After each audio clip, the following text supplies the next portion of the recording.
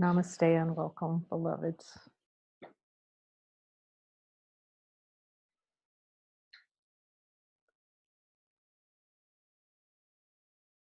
to the infinite light of being that we celebrate together.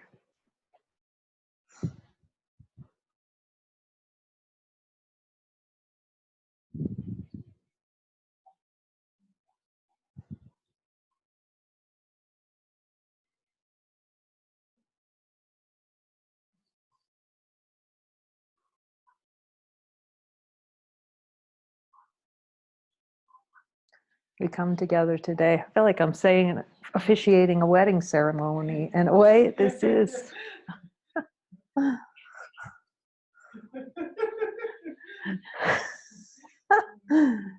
You know, they talk about the marriage to the Christ and being wedded to Jesus, wedding to the Christ mind, that no man may divide.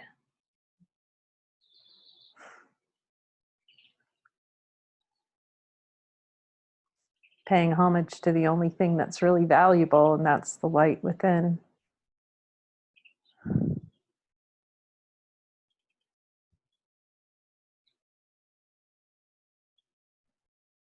A world without limit. So today we look at lesson 139. And to see any doubt thoughts or denials in the subconscious mind, I will accept atonement for myself. Jesus, are there any denials I need to see regarding accepting atonement for myself? I'm willing to see those.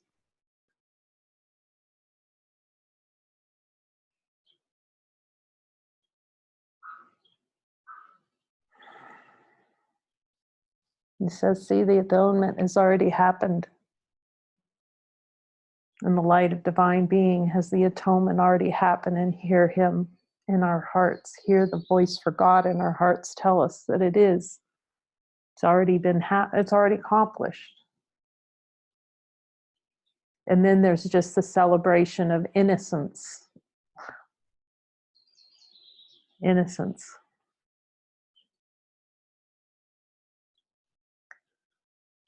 And it's beautiful. The first sentence is, here is the end of choice.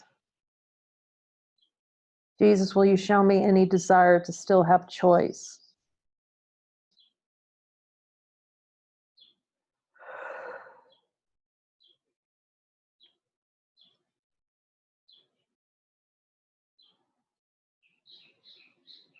Every time you question a choice, you question yourself, he says. You're questioning your identity.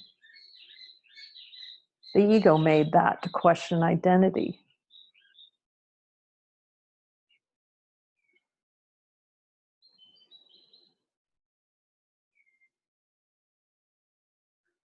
Choice is actually questioning identity. Whether identity is real. The true identity, that light is real. To have a choice is to question whether light is real. Whether love is real. Choice denies love.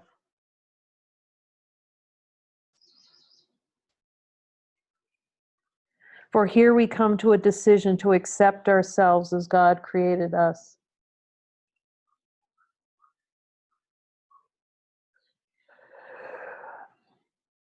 Choicelessly aware. That's why it's choiceless awareness. So we ask the light again. Does the light, infinite love that's here that we celebrate, does it know what choice is? Can that be found?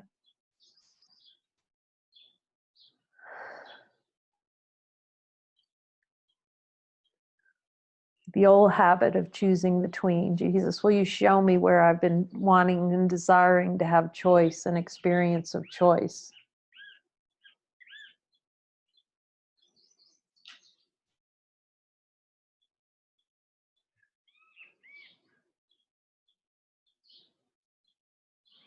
You said you wanted to have an experience of choosing to have an experience in a body, choosing a body over God.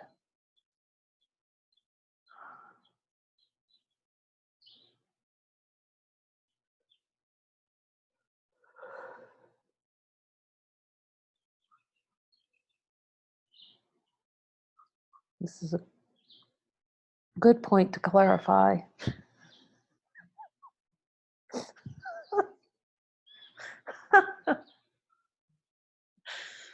The choice for a body.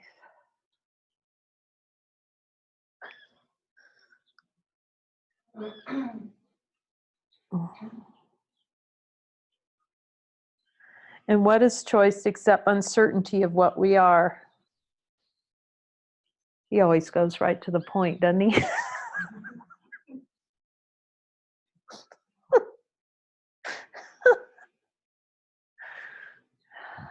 Choice is a question about identity.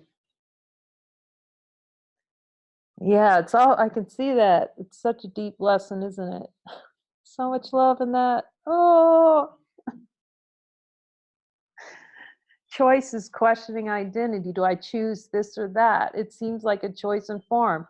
Do I choose to go to the store? Do I choose to stay home? No, it's choosing. Do I choose not to be who I am by having a choice?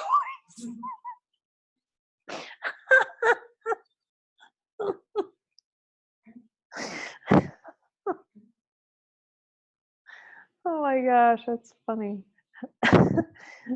So choice is choosing not to be not to be aware. Choice is a choice, only a choice for death. Okay. Choice is to play the game of uncertainty of identity.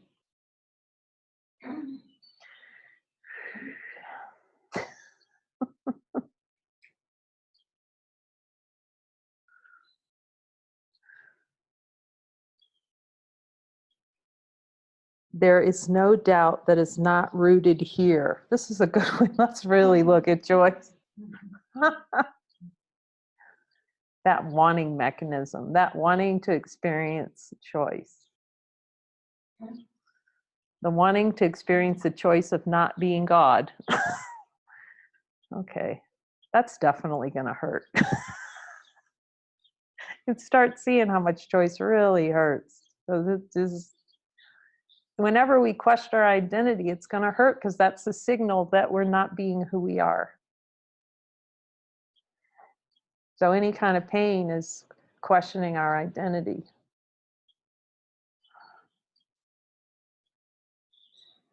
There's no question but reflects this one. And what is choice except uncertainty of what we are?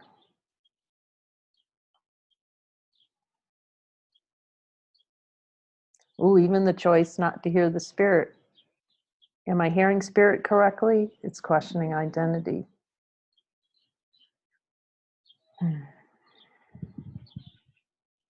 There's no conflict that does not entail the single simple question, what am I? Jesus, what am I?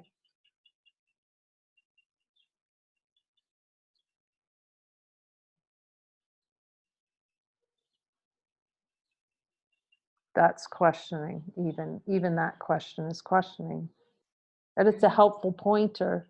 I asked Jesus, is that a helpful? Yep.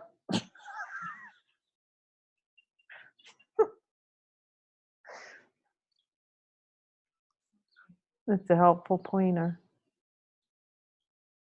Because you can see that all questions are pointing to that question anyway. That's really beautiful to see. Whenever you ask a question, it's always questioning identity. Does the light have any questions? Divine light have any questions whatsoever?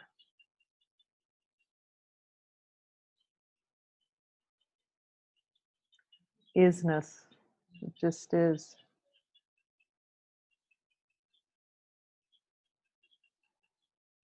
Jesus says, yet it's acceptable to ask questions of me.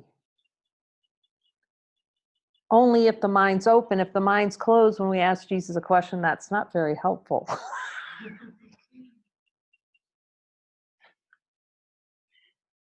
With the willingness to hear the true answer from within, from the knowing, as the answer is given by all that is, but given by God. So we can truly have the answer.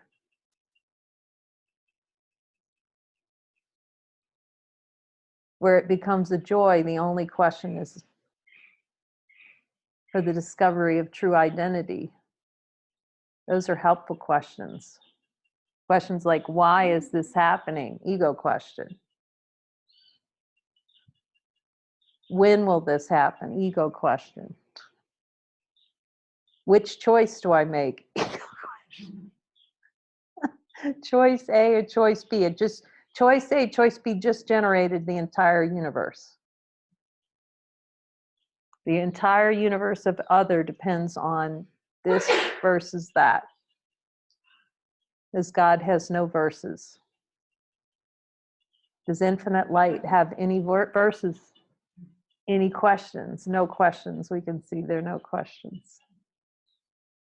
Yet it can be a step in humility, actually, to ask these questions of Jesus, because we're opening up the communication that's been so closed for so long.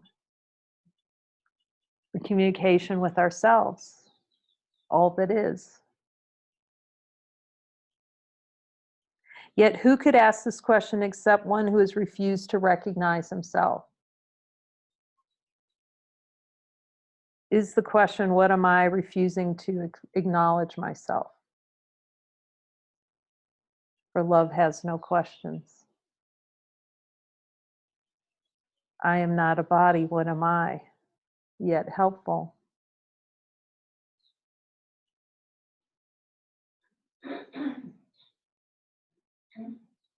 They're questions that point toward divinity, toward what's always here.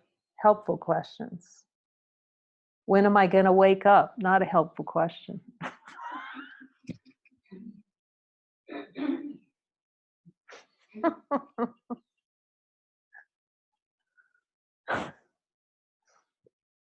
Not a helpful question. And see, when am I going to wake up is the question, what am I?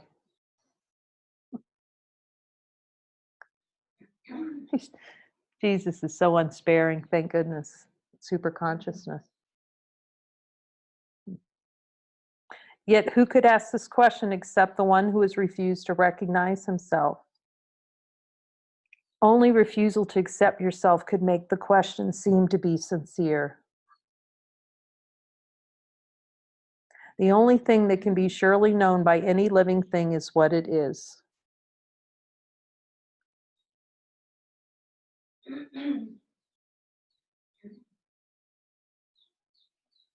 Jesus, am I questioning my identity with this question, what am I?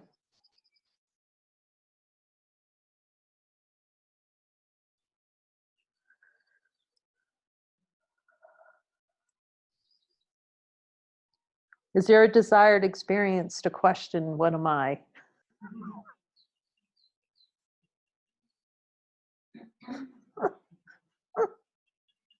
It's humbling when he says yes, but it's helpful to see the constant questioning that goes on all day long. The questioning of identity, questioning of happiness.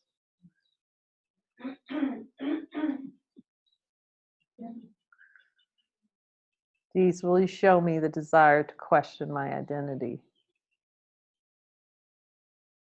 To stand in the fire of that. And let the light of pure being burn that out.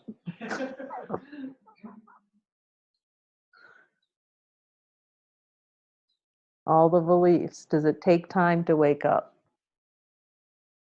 Hear the answer. No. But you want some. That's what Jesus said. You want that time.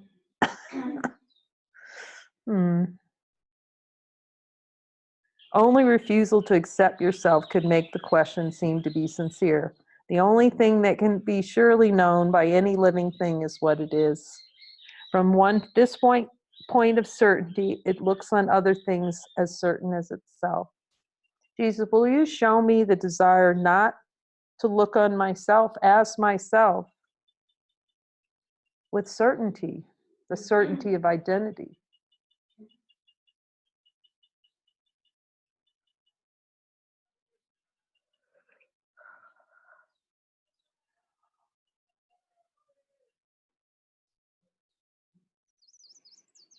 that desire not to see myself as I am.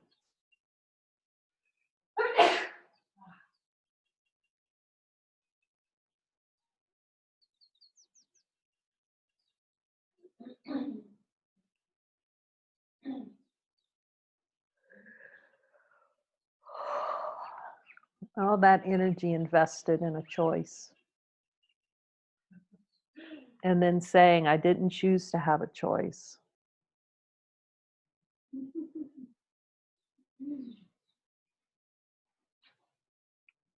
Uncertainty about what you must be is self-deception on a scale so vast, its magnitude can hardly be conceived.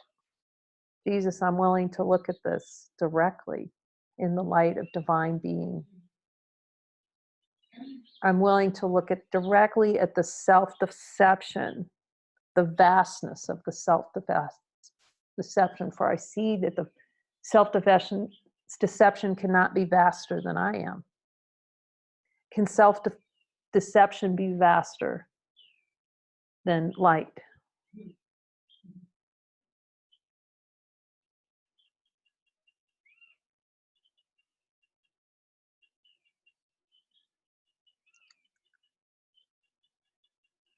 So I'm willing to look on it with you and see how long the self-deception can last in the light of being.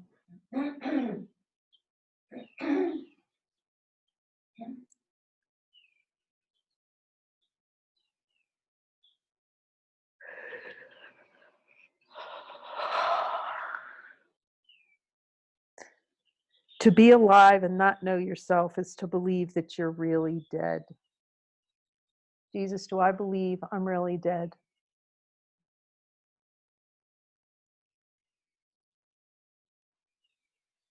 I'm willing to see that belief, the belief that I am dead, right in the light. That single thought, I am dead.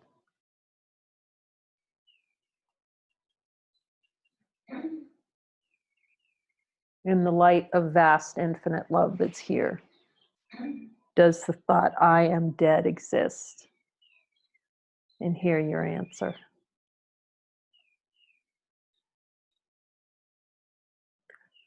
For what is life except to be yourself? And what but you can be alive instead? Jesus, in the light of divine being, in the light that we are,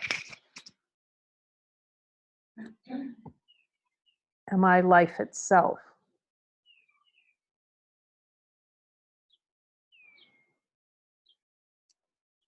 The only valuable questions are to question every question you have about the world. It's to question the question of who you are. Question whether that's even needed. Is it needed to question who we are? In the beginning, in a dream, those questions are valuable because questions used by the Spirit shake loose that tight hold we have on our own self, the tight hold we have on maintaining a personal identity. That's how questions can be used by the Spirit. That's why Jesus has that question, what am I, in the book? To shake the foundation of thinking that we know something, that we know our identity.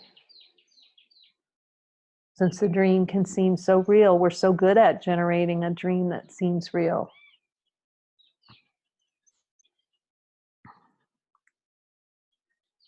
Who is the doubter? What a great question. Let's find one.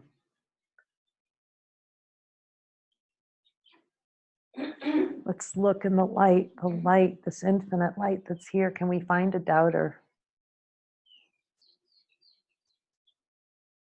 Does that exist as an entity, one who doubts? Jesus kept saying, doubt the doubter. Doubt that exists. And here's the question here. Whom does he question? Whom are we questioning when we question our identity? Can an entity be found that's being questioned?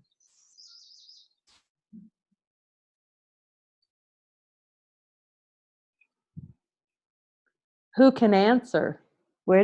From whence does the answer come so easily in the light? Who's answering? Who answers, is there a doubter? What answers this? Is it another doubter?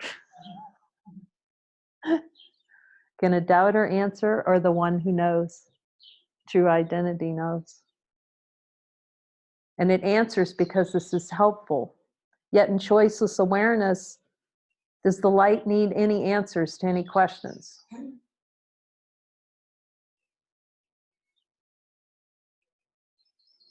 The light doesn't have any questions, and it doesn't have any answers.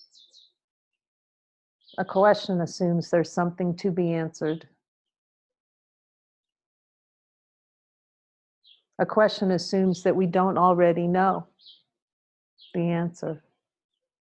Yet it's helpful to answer, let the questions that Jesus asked be answered in our hearts.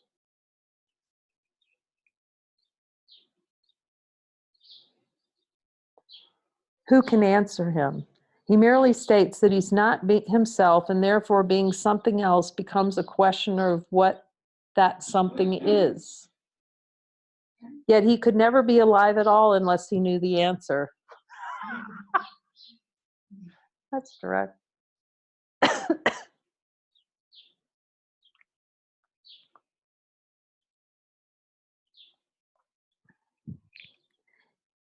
If he asks as if he does not know, it merely shows he does not want to be the thing he is. Jesus, show me the desire not to be the thing I am.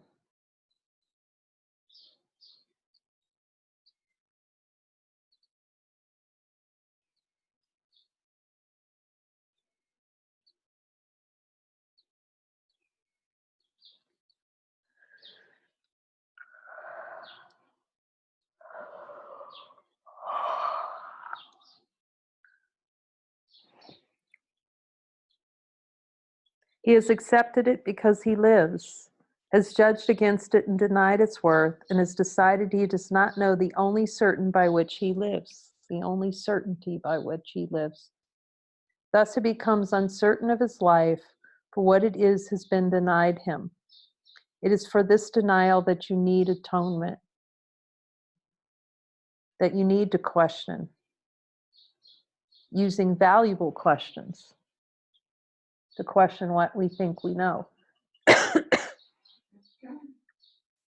Not questions that doubt identity, but questions that ask for truth, to be shown what's true. Your denial made no change in what you are. In the light of divine being, can a denial of who we are change who we are? The light that's here.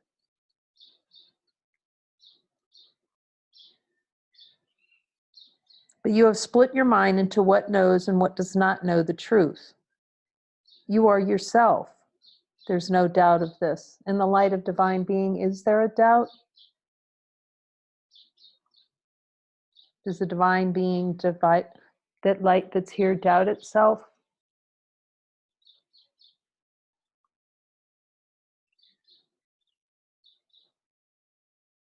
It cannot really be a part of you that asks this question, for it asks of one who knows the answer. Were it a part of you, then certainty would be impossible. And you see how the split mind between superconsciousness, which must answer, and the unconscious mind that must question, are now divided by a question and an answer.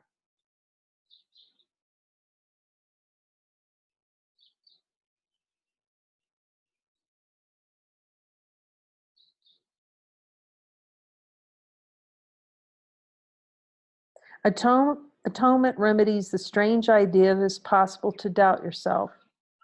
Jesus, show me any doubt of myself. I'm willing to see it directly.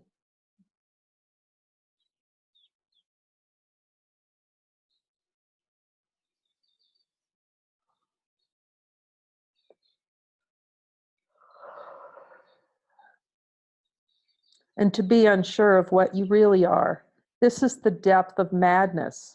Yet it is the universal question of the world. What does this mean except the world is mad? Jesus, am I mad? Mad to participate in the world.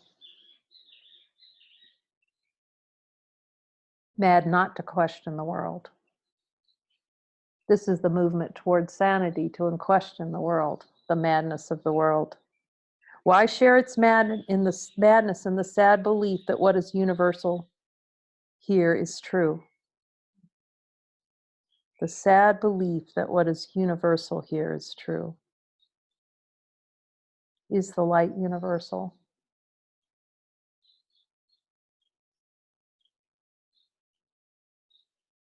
Is there value in questioning that the light exists in divine being? Nothing the world believes is true. It is a place where purpose is to be a home where those who claim they do not know themselves can come to question what it is they are. It is a place where purpose is to be a home where those who claim they do not know themselves can come to question what it is they are. Nothing the world believes is true. In the light of divine being, is there a single belief that's true in our direct experience? This is a good sentence to really get. It is a place whose purpose is to be a home where those who claim they do not know, those who claim they do not know themselves can come to question what it is they are. And they will come again until the time atonement is accepted. The recycling program. Consciousness recycles and recycles and recycles until the atonement, full forgiveness, full desire for an experience to recycle.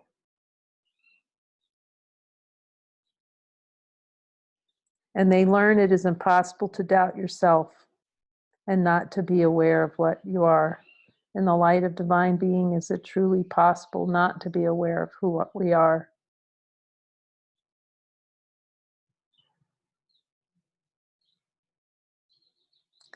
Only acceptance can be asked of you, for what you are is certain.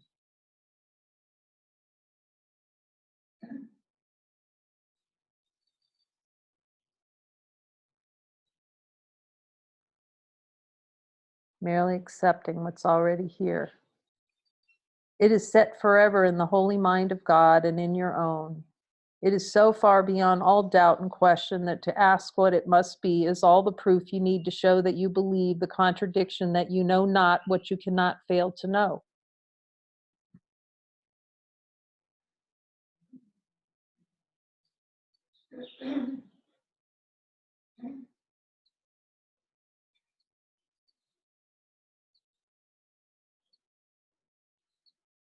Jesus, is there any desire for an experience that denies the atonement's already here?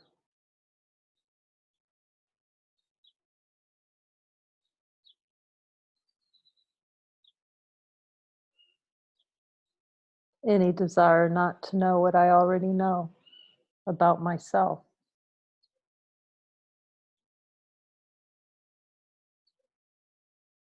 Is this a question or a statement which denies itself in statement? Let us not allow our holy minds to occupy themselves with senseless musings such as this. We have a mission here. We did not come to reinforce the madness that we once believed in. Let us not forget the goal that we accepted.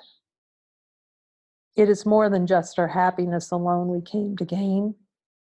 What we accept as what we are proclaims what everyone must be along with us. Accepting ourselves as we are right here. Jesus, show me any energy of non-acceptance of who I am right now, exactly as I am.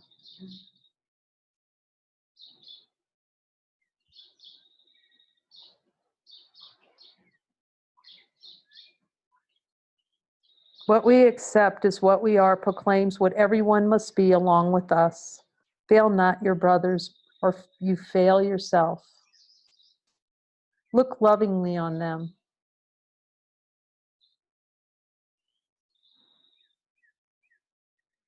That they may know what they are part of you and you part of them.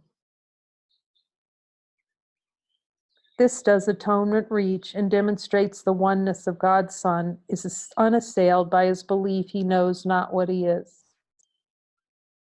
Well, belief is a declaration that you know not who you are. Any belief is a declaration that you do not know who you are. And a desire not to know who you are now. Today, accept atonement, not to change reality, but merely to accept the truth about yourself and to go your way, rejoicing in the endless love of God.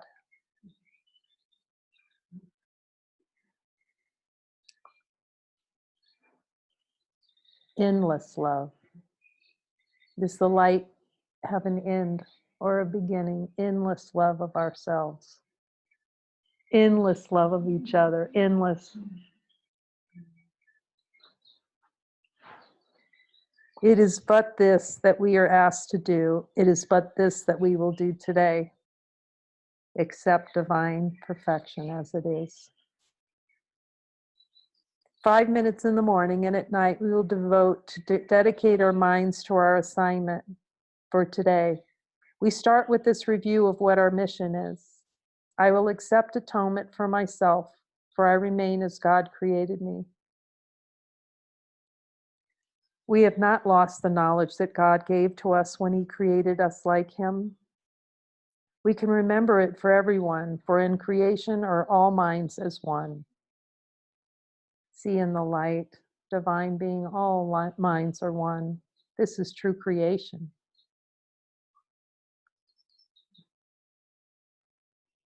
And in our memory is the recall how dear our brothers are to us in truth, how much a part of us is every mind, and how faithful they have really been to us, and how our Father's love contains all.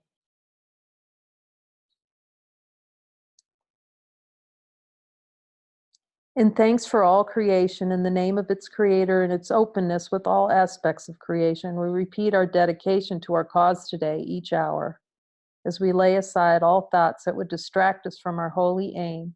For several minutes, let your mind be cleared of all foolish cobwebs which the world would weave around the Holy Son of God, and learn the fragile nature of the change that seemed to keep the knowledge of yourself apart from your awareness as you say, I will accept the atonement for myself, for I remain as God created me.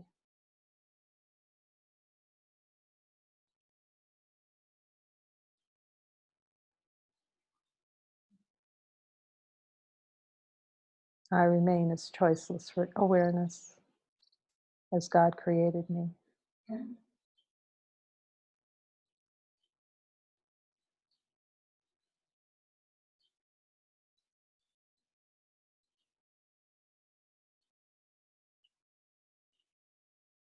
Amen.